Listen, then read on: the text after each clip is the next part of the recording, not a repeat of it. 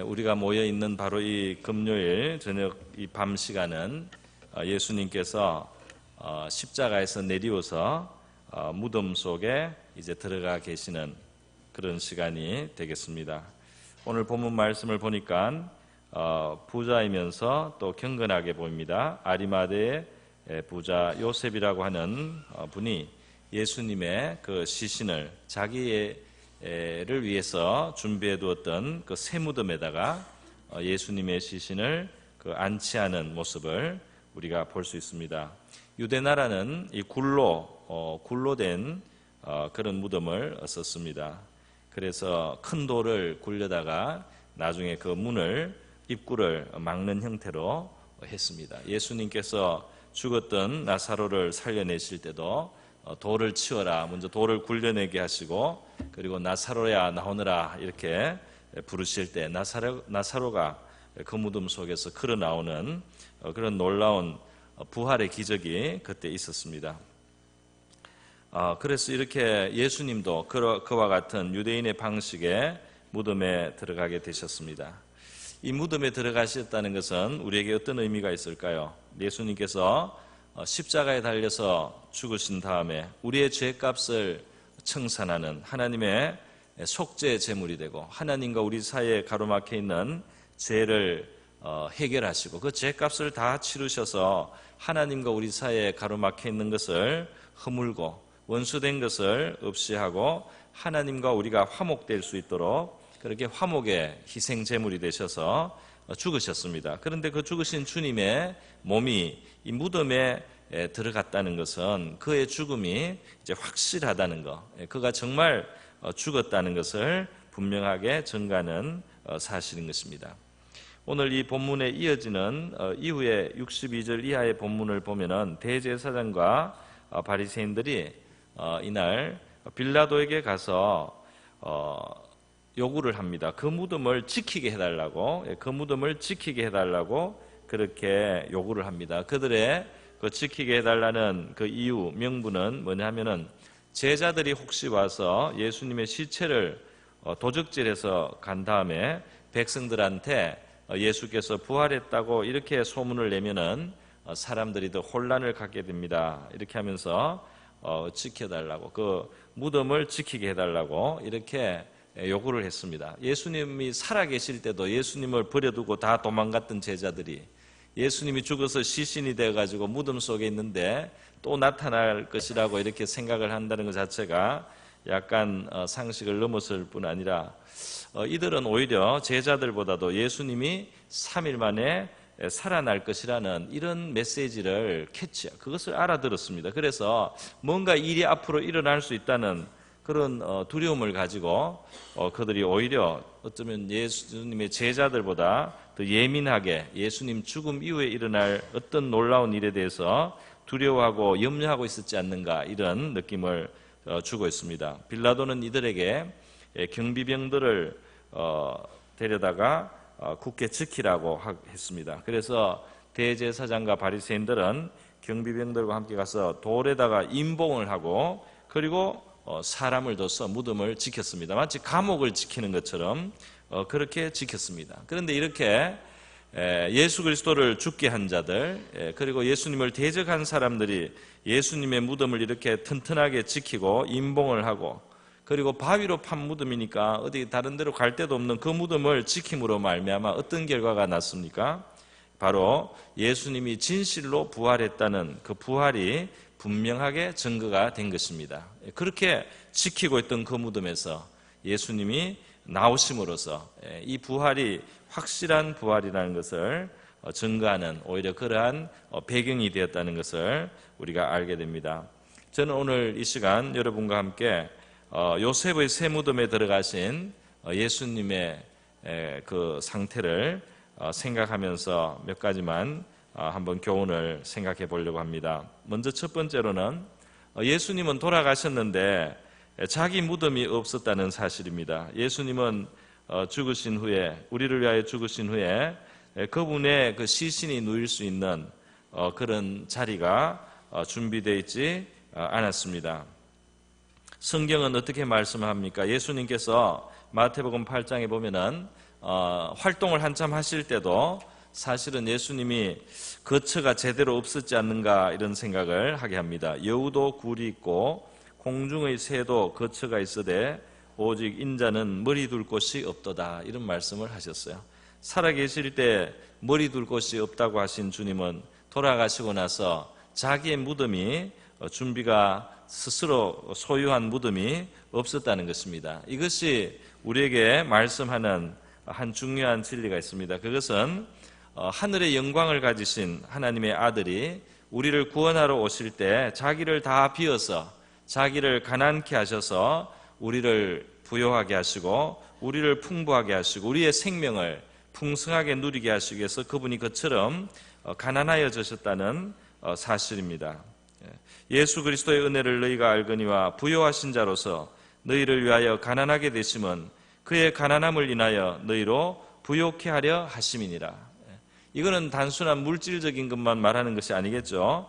하나님의 아들이 그 하늘의 영광을 버리고 이 땅에 오셨을 때 이 땅에 그 비천한 것들, 이 땅에 하늘에 비해서 얼마나 이 땅은 비천하겠습니까? 그런데 그곳에 기꺼이 오셨습니다. 그분은 우리를 그분의 영광의 세계로 이끌어 들이시기 위해서 어떻게 하셨느냐면 이 낮은 세상에 오셔서 또 이 중에서도 가장 가난한 자가 되시고, 그분은 나중에 십자가에 달리셨을 때는 그 옷을 다 벗길 뿐 아니라 그 사람의 자존심과 기본적인 위엄도 다 벗겨져서 완전히 벌거벗겨져서 그렇게 가장 비천한 모습을 취하셨습니다.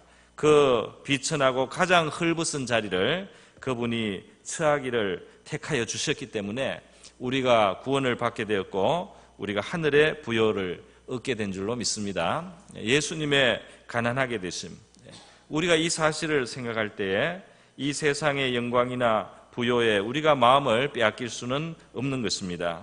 우리의 영광의 주님께서 우리를 구원하시려고 하늘의 영광을 다 뒤로 하시고 이 땅에 오셨고, 이 땅을 사실 때 그분이 머리 둘 곳이 없이 사시며 무덤이 없이 예비되어 있지 않았다는 그거, 그리고 우리는 이 땅에 그것을 보면서 우리는 이 땅에 재물이나 영광이 헛되다는 것을 생각합니다.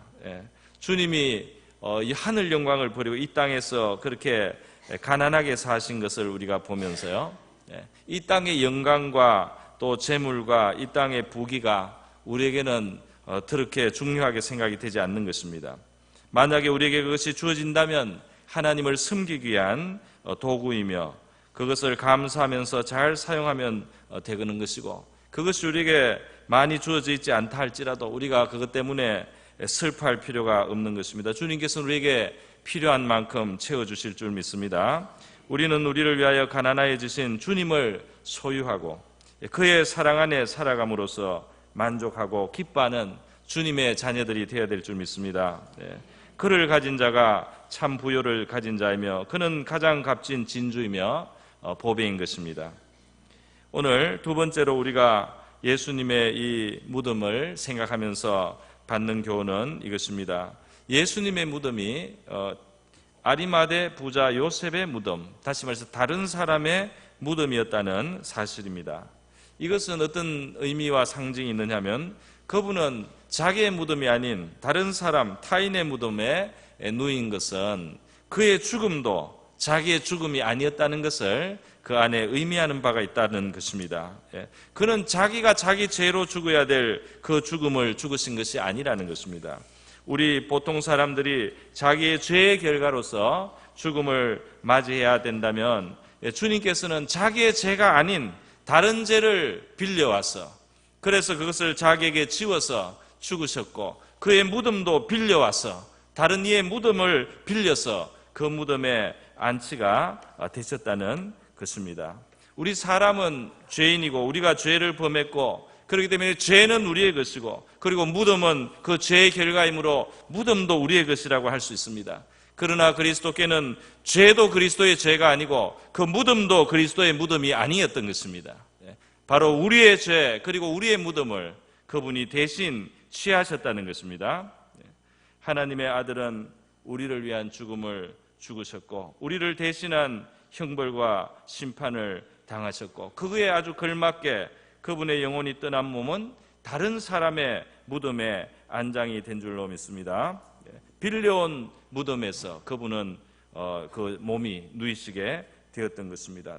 다른 사람의 죄를 가져다가 자기의 몸에 지시고 죽으신 분은 그 무덤까지 빌리신 것입니다.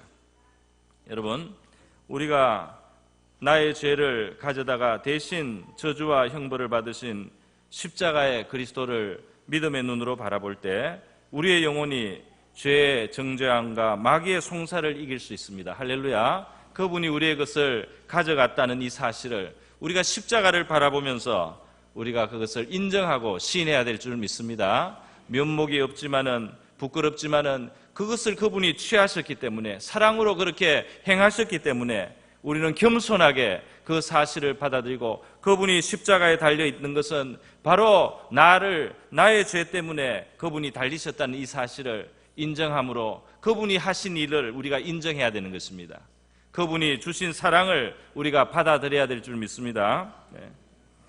세 번째로, 이 무덤의 주인, 이 무덤과 관련해서 교훈은 이 무덤의 주인이, 그 이름이 요셉이라는 것입니다. 아리마대 부자 요셉, 이렇게 되어 있습니다. 그래서 이 우연처럼 보이지만 하나님의 섭리가 있는 그런 사실이 아니냐, 우리는 그렇게 생각하게 됩니다. 바로 구약 성경에 나오는 요셉의 그 이름, 여기에서 나왔기 때문입니다.